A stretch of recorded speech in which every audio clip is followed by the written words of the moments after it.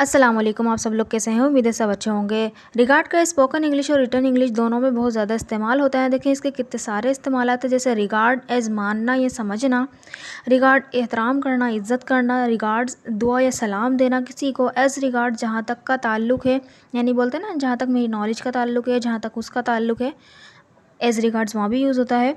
Regardless of यानी किसी चीज़ की परवाह किए बगैर, रिगार्डिंग के मुतालिक के बारे में का यूज़ होता है। सो बेसिकली रिगार्ड के यूजेस का राय साजिद ने कहा था, जो कि हमारे रेगुलर व्यूवर भी हैं और रेगुलर कमेंट भी करते हैं।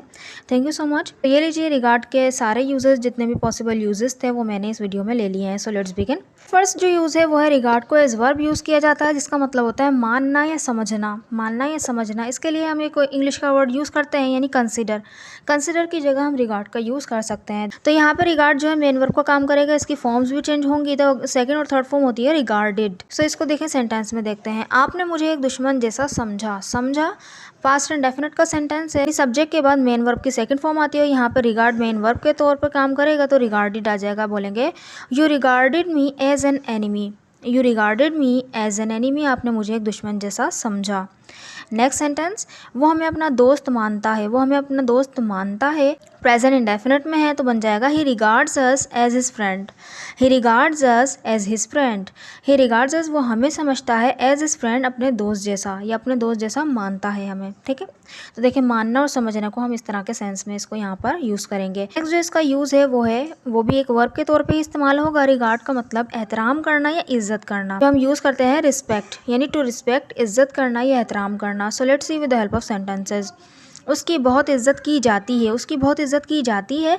जाती है प्रेजेंट इंडेफिनिट तो है, लेकिन ये एक पैसिव है, यानी कि इज्जत करने वाला कोई और, उसकी इज्जत की जा रही है, तो ये पैसिव है। तो बनेगा किस तरह से, देखें, he is highly regarded. He is highly regarded यानी उसकी बहुत इज्जत की जाती है। नेक्स्ट सेंटेंस, मैं आपकी बहुत इज्जत करती हूँ प्रेजेंट इंडेफिनिट का सेंटेंस बनेगा I highly regard you. I highly regard you, यानी आप जहाँ जहाँ रिस्पेक्ट का यूज़ करते हैं वहाँ पर आप रिगार्ड का यूज़ कर सकते हैं।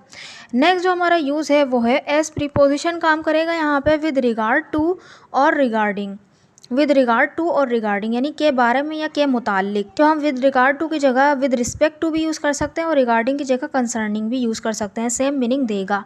लेकिन क्योंकि यहाँ पे हम रिगार्ड की यूज़ समझ रहे हैं, तो विद रिगार्ड टू और रिगार्डिंग के बारे में, दोनों का सेंस एक ही है। देखिए किस तरह से सेंटेंस में इस्तेमाल करेंगे।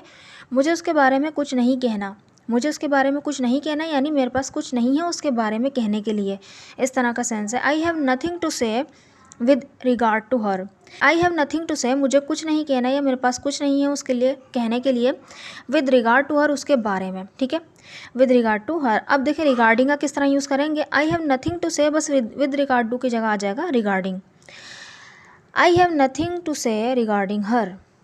ठीक है, नेक्स्ट सेंटेंस, मुझे उसके काम से मुताल्लिक कोई शिकायत नहीं है। सो सेंटेंस बन जाएगा I have no complaints with regard to his work.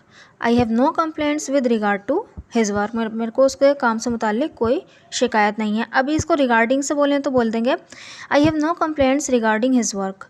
I have no complaints regarding his work. या हम विद रिस्पेक्ट टू भी यूज़ कर सकते हैं और कंसर्निंग भी यूज़ कर सकते हैं। I have no complaints with respect to his work, या I have no complaints concerning his work. ठीक है, इसका मतलब भी यही होगा। नेक्स्ट जो यूज़ है रिगार्ड का वो है एज रिगार्डलेस ऑफ। ये भी एक प्रीपोजिशन का काम कर रहा है, यानी किसी चीज़ की परवाह किए बगैर कोई काम करना। किस तरह से, हम इसके लिए रिस्पेक्टिव ऑफ का भी यूज़ कर सकते हैं, सेम इसी का मतलब देगा, परवाह किए बगैर, किसी भी चीज़ की परवाह किए बगैर। देखिए सेंटेंस है, वो अपनी आमदनी की परवाह किए बगैर खर्च करता है, या अपनी आमदनी की परवाह किए बगैर खर्च करता है। तो प्रेजेंट इंडेफिनिट का देखें किस तरह बनेगा। ही स्पेंड्स, वो खर्च करता है, रिगार्डलेस ऑफ हिज इनकम, अपनी आमदनी की परवाह किए बगैर। या आप ये भी बोल सकते हैं कि he spends irrespective of his income. Next sentence देखें, मैं वक्त की परवाह किए बगैर काम करती हूँ, यानी मैं वक्त की परवाह नहीं करती, बस काम करती जाती हूँ। तो प्रेजेंट इंडेफिनिट का है I work regardless of time.